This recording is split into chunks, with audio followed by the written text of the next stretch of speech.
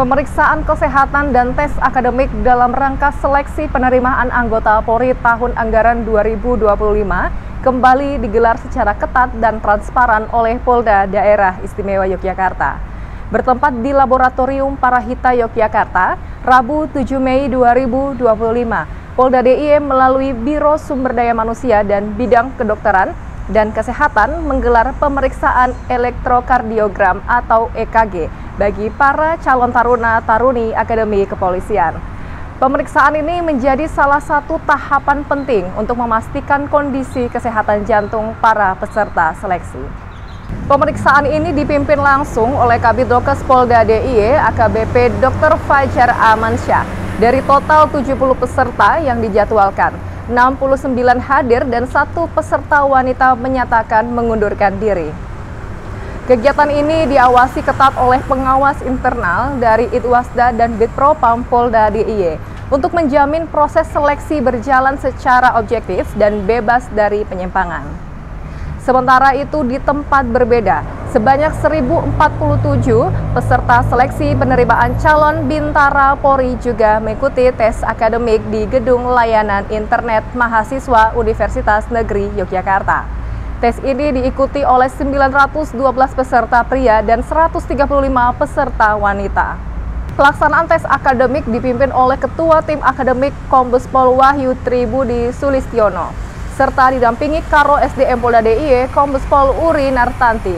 Tes menggunakan sistem komputer assist test dan dilaksanakan secara terpusat, secara daring oleh Panitia Pusat SSDM Polri. Seluruh proses seleksi diawasi oleh pengawas internal dan juga pengawas eksternal dari Universitas Islam Indonesia.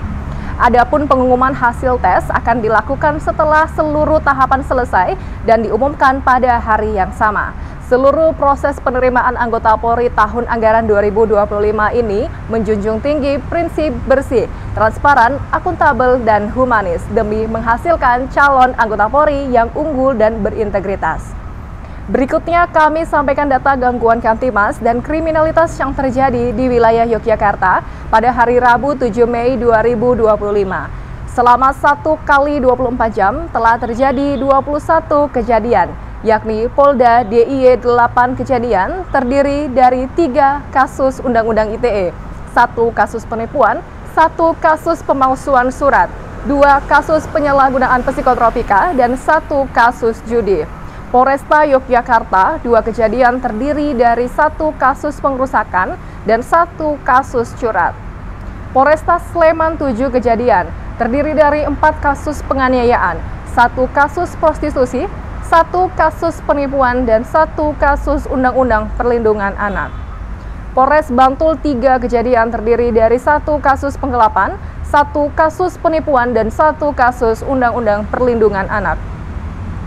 Polres Kulon Progo 1 kejadian yakni 1 kasus Undang-Undang Perlindungan Konsumen.